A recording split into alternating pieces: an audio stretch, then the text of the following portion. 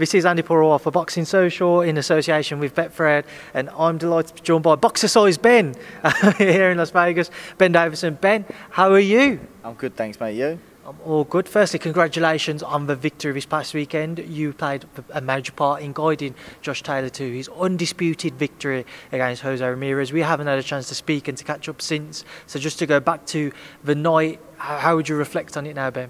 Yeah, firstly, there's a lot of people that have played a part in Josh getting to where he's got to. His family, his mum, his dad, his sister, his coach and mentor, Terry McCormack, and obviously Shane McGuigan as well. So lots of people played a part for Josh to get to where he's got to, but obviously to help Josh achieve what he achieved on the weekend, you know, that's what my passion is. That's what I love doing. That's what I do it for, to help the fighters achieve their goals, and that's where my passion is. So yeah, ecstatic and over the moon to help Josh achieve what he did on the weekend, which was, you know, which is an unbelievable achievement. Talk to me about the fight, Ben. Looking back on it, what do you recollect, and have you actually watched it back since? Yeah, I watched it back on the phone.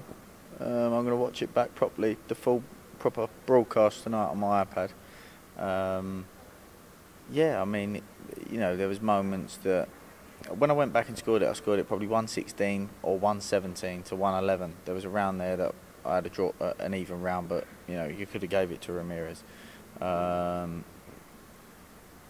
That's how I had it. There was moments in the fight, you know, the whole fight we'd been saying that we'll be using Ramirez's aggression against him. That's what Josh did. After that, I think that Ramirez was a bit hesitant to then jump in. I think it took Josh a couple of rounds as well. I believe that Josh won the first 2 rounds. Then I believe it took a couple of rounds for Josh to then get comfortable to catch and counter, find Ramirez's timing up close. Once he did that, he started dominating up close as well. Ramirez can be dangerous on the way in if you let him. Josh's prep work and non-punching activity was important to make Ramirez jump in, which he did in the 6th when Josh capitalised on it. After that, he was a bit hesitant to jump in, like I say, and I think that from that moment there was lots of chances for Josh to then start to be first, as long as the prep work was correct. But I think that Josh was then, after that, looking, especially after the uppercut, looking for a single shot sort of takeout. Before we do come on to Josh's very good moments, there was a moment, I think it was about the 3rd round or the 4th round, when Jose, at the end of it, just seemed to catch Josh and seemed to hurt him. Do you recall that? Do you have the same kind of recollection of it? No, not in the 3rd. I remember a lot of people was like, in the 3rd, I thought, oof, you know, Ramirez is coming on strong. And a few people mentioned that to me, but I never, in the corner, I looked at it and I just thought, I never thought, oh, like, I just knew it was a case of Josh needs to get back to doing what the whole game plan was. And once he does that, I knew that he would get back to dominating the fight. There was a moment, I think, in the 8th. I think it was the end of the 8th, where Ramirez come on strong, and I wasn't sure. He wasn't in the end, but I wasn't sure. So when Josh come back, I just said, stay standing for a minute, sat him down and stood him up early just to make sure that he was okay. But after that, once we sat down in the corner, I realised that he was fine. But that was it really. And afterwards, he said, you know, his left hand's very strong. You can tell he's a left-handed orthodox. Jab was very strong. But Josh managed to contain him and take away a lot of Ramirez's strengths. Ben talks about the 2 knockdowns for Josh. Looking back on them, what did you make of them? Especially the uppercut. Was you surprised to see Jose not just get back up, but it's been spoken about a lot over social media, the extra time which he seemed to have when people were counting the seconds? Yeah, one thing I will say, the knockdowns, yeah, brilliant. The first knockdown was exactly what we've been working on. The second knockdown, Josh actually was doing that the whole way through the fight, even before. So for him to get clipped with it was a silly move from Ramirez, to be honest, because it was happening all the way through. The extra time on the knockdown, I'm not, you know, I know Kenny Bayless has been receiving a bit of criticism. One thing I will say, and this is me being fair, so I'm not, you know, I'm sticking up for him in a second as well, but one thing I will say is I feel like he gave the count, asked Ramirez to walk towards him, asked Ramirez to walk towards him again, turned around, pushed Josh back, then went back to Ramirez, give me your gloves, and wiped his gloves off. That took a bit too long. But defending Kenny, he did come in the changing room before and said if you come out of the neutral corner early, I will be pushing you back, which means that your opponent will get more time to recover. He did say that. So on that second knockdown, it's probably 6-1, half a dozen the other. The first knockdown, again, I do believe that the first knockdown was Josh done what a fighter's supposed to do, try and get as close and get back on him as quick as he could. But yeah, obviously it was a little bit too long, but it is what it is, you know. If I coulda, shoulda, woulda. Ben, you said you've watched it back and you had it around 116, 111, 117, 111. The official scorecards 114, 112, 3 times over. We actually briefly spoke about it after the fight, and we both said about 114 when that was announced. We was thinking they was going to announce the draw. So what do you make of the cards? Yeah, it is what it is, isn't it? You know, when I heard 114, I thought not again. But the right man won at the end of the day. It is what it is. Like I say, that's how I had it. So you can't really complain, you know. Just thank God that the right man won. The world is Josh's oyster now, Ben. He has spoken about the Jack Catterall fight is mandatory, but at the same time, when you've got the likes of Terence Crawford being mentioned up at 147, Teofimo potentially moving up to 140, what do you think is most likely for Josh? Is it the Edinburgh defence against Jack Catterall, or is it one of the other guys? I don't know. We'll have to see. I think that that's sort of what the situation was. I've contacted MTK this morning to find out the situation, because I believe it was a 90-day sort of turnaround, but obviously Josh had picked up an injury in the fight with his left hand, so I don't know what the situation is there, so just waiting to find out. But yeah, of course, you know, like you say, he's got options. Just on the Catterall fight, being he wants to fight back up in Edinburgh, and it would be outdoors from what he was saying, either Easter Road or at the Castle. At the same time, in Scotland, you'd imagine, boys, when September, October comes around, it's going to be quite cold. So is it a limited time for him to try and make it happen? Yeah, I don't know. I'm not an expert on the Scottish weather, unfortunately. But yeah, I don't know. Like I said, we have to see about the hand. I don't know what the situation is there, and what the time frame is on the fight having to be made. One thing I wanted to ask, forgot to ask as well, on the night Jose Ramirez certainly looked like a big guy in the ring. What did you make of kind of the weight that he'd put on? Yeah, I don't think he looked any bigger than what I'd thought. He's got a big head, and he took, what a tough man. And no wonder Josh hurt his hand. But yeah, you know, we knew what to expect from him. We had a 20-minute scouting report on Ramirez, so I actually said to Devin before the fight that there's not anything that will happen in that fight that Josh hasn't been prepared for. Just want to touch again on Teofimo Lopez. We saw him yesterday and he was calling for a Josh Taylor fight. In his words, Josh Taylor is running scared up to 147. Just your thoughts on those comments? How do you feel about that? I'm not the one who has to get in the ring. Yeah, I'm not the one that has to get in the ring, but absolute nonsense. Josh went in WBSS not in a position to pick and choose who he fought. He had to fight who he was drawn against. After that, boxed a dangerous unknown Thai knockout specialist, and then went straight in and become the undisputed world champion. Like, how can you call that person running scared? It's just ridiculous claims. Nothing against Teofimo and that, because I like him, but and he's a good fighter. But again, you know, he's trying to sell it as undisputed versus undisputed, but he's not undisputed. That's something I was going to ask you about, because I know you've spoken about it a couple of times today. What do you make of Teofimo's current standing with the world titles he holds? I know Devin, who you work with, holds the normal WBC world title. What do you make of a franchise situation, and what would you class Teofimo as? He's the WBA, the WBO, and the IBF world champion. Lomachenko became the WBC franchise champion. Now, when the franchise title came out, people were saying the franchise isn't a world championship. The WBC world champion is Devin. Undisputed means there's no argument. There is no argument. You can't argue against it. There's no dispute.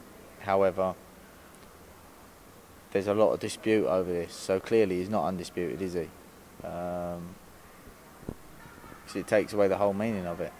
If you go on BoxRec, I believe that the WBC wasn't on the line for Lomachenko and Teofimo Lopez. I don't believe they've got him down as the WBC world champion.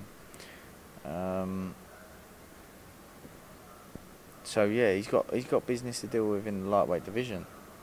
So another question I'm going to put to you, as you are working with Devin for this weekend, again speaking to Teofimo, he said Devin is a paper champ, he's a plastic champ. Just your thoughts on those comments as well? How does that work then? Because to become the franchise champion, don't you have to, or someone has to apply for that, do they? I'm not sure. Well, that's from my understanding, someone has to apply to become the franchise champion. Devin won his WBC World Championship. I don't know the ins and outs of what happened there. I think he picked up an injury. They were going to make a fight in the meantime. But Devin was able to recover from the situation quicker and basically applied to, said that he could make a defence of his world title quicker than, after recovering quicker from his injury than they first thought. So that was it. There's no, he's the WBC world champion. He won that WBC world title. Teofimo beat Lomachenko, who's the franchise champion. Like, I don't get, like, exactly what I said. Like, the fact that we're disputing this just shows that he's not undisputed. Who's the 140 undisputed world champion? Josh Taylor. Is there any dispute over that? There is not. That's undisputed. So Ben, do you, especially again just working with Devin, do you think we will see him versus Teofimo at some point? Do you think they will cross paths? I think it'd be criminal if that fight didn't happen. But like I say, it's not my place to direct Devin's career. And for the minute, all the focus is on Linares for Saturday. Let's come on to Linares and Ben. Obviously working with Devin for the first time. How have you found it? What in particular has impressed you about Devin? His own knowledge, you know, his own IQ. Often, I see it all the time. Trainers can tell fighters some absolute nonsense, and the fighter's like, yeah, not a clue. If you say something to Devin, he will visualise it himself, and he'll ask a question. What about this? What about that?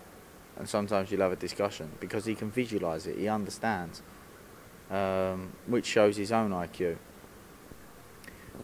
which is a great environment, a great coaching environment. I love that. Really well-managed young man. He's got great people around him. Ben, the odds for this fight are quite wide and in favour of Devin.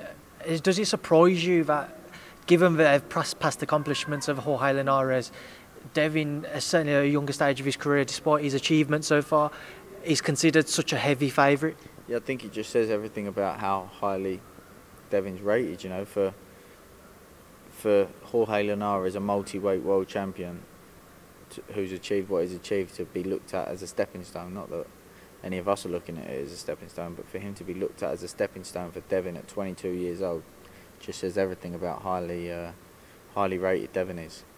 Is there anything that you worked on with Josh that we saw in the fight with Ramirez you've kind of looked to bring into Devin's game plan that people can be expecting?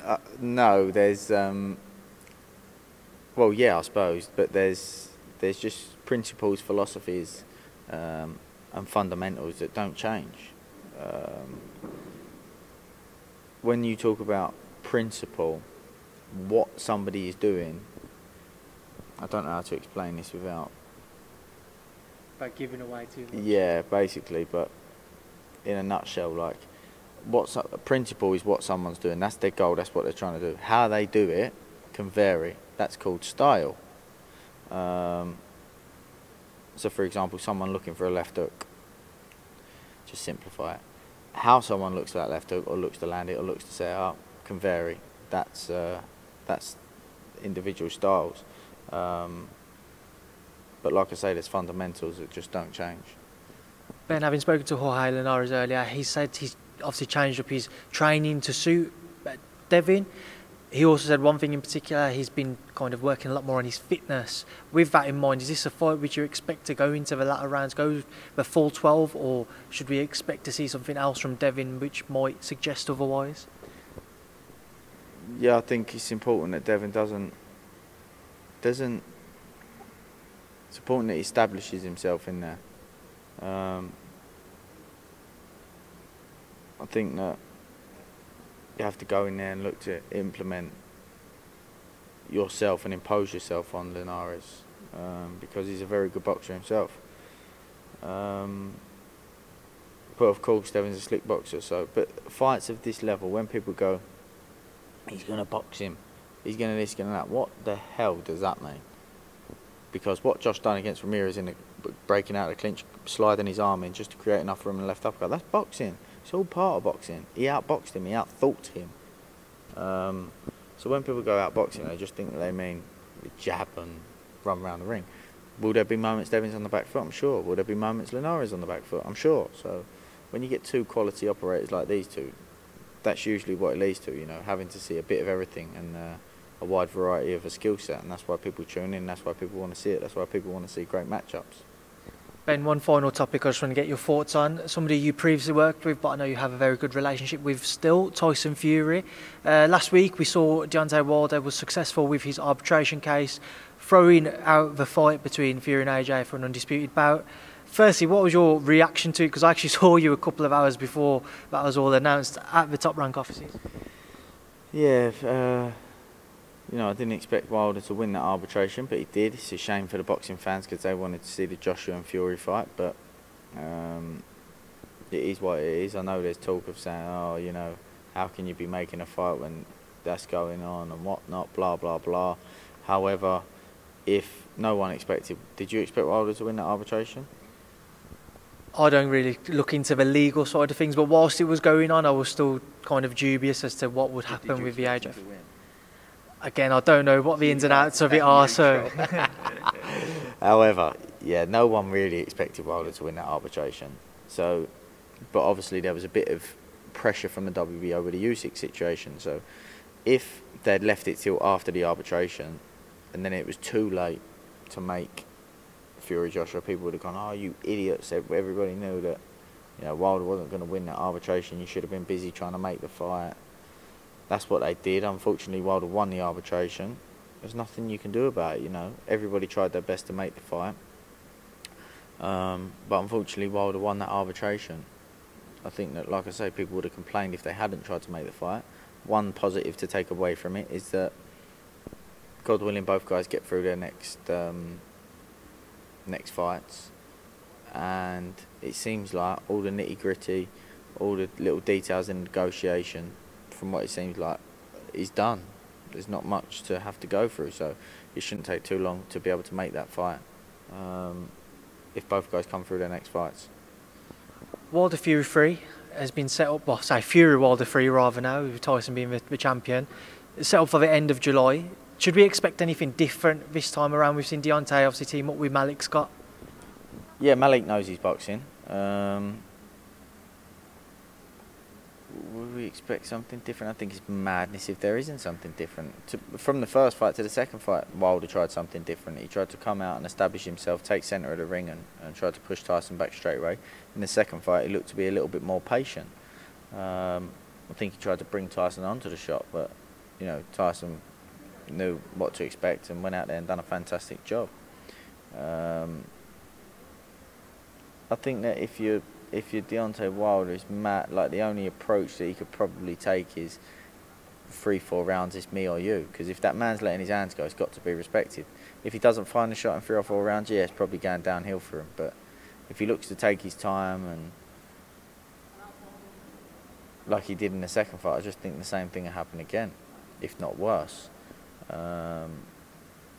But if, like I say, if that man comes out and starts with a high punch output, it's got to be respected. It doesn't change it. He can punch like a horse kicking and as fast as lightning. So, yeah, if he's letting his hands go, it's dangerous, and it'd be crazy to step straight to him if he's coming out of a high punch output. So, yeah, it could be an interesting opening few rounds, but that'll take a lot of bollocks. It'll take a lot of, what's the word I'm looking for? Self-awareness. Realism to know that, you know, down the stretch, can I outbox him?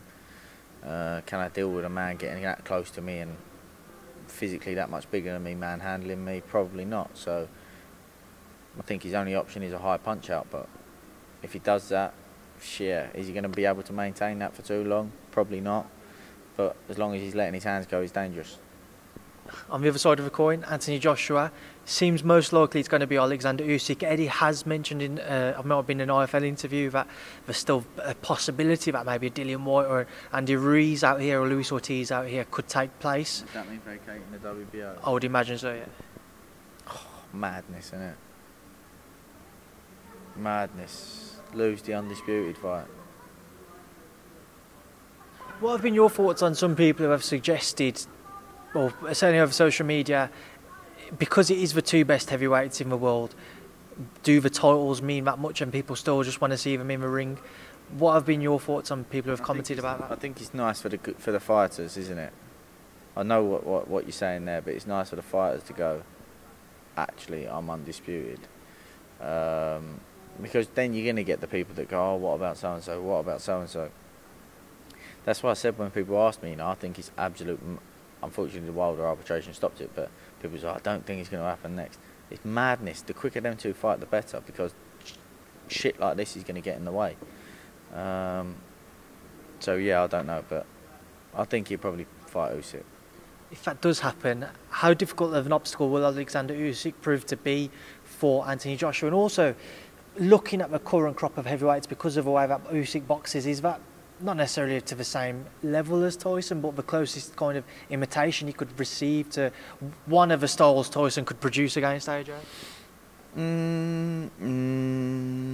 No, I don't think so. I think that we've seen Joshua recently look to take his time a little bit more, prep his work a little bit more, think a little bit more. I think that if he looks to take that approach against Usyk, he can end up having a bit of a difficult night, but I think if he looks to impose himself on Usyk physically, with a good tempo, I don't think it'll be that much of a problem for him, if I'm honest. Right. That's not downplaying Usyk. I just think, physically it's going to be hard. When I say physically, I don't just mean the weight, but the size. Yeah.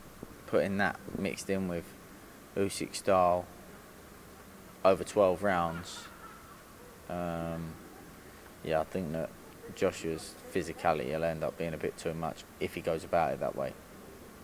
Right, boxer size, I appreciate your time today. I'll go get this boxer size class on in a minute. Their class is getting busy. I think I might have to join in soon, Ben. I appreciate your time as always. Obviously, best of luck with Devin this weekend, and thank you for speaking to Boxing Social. No problem.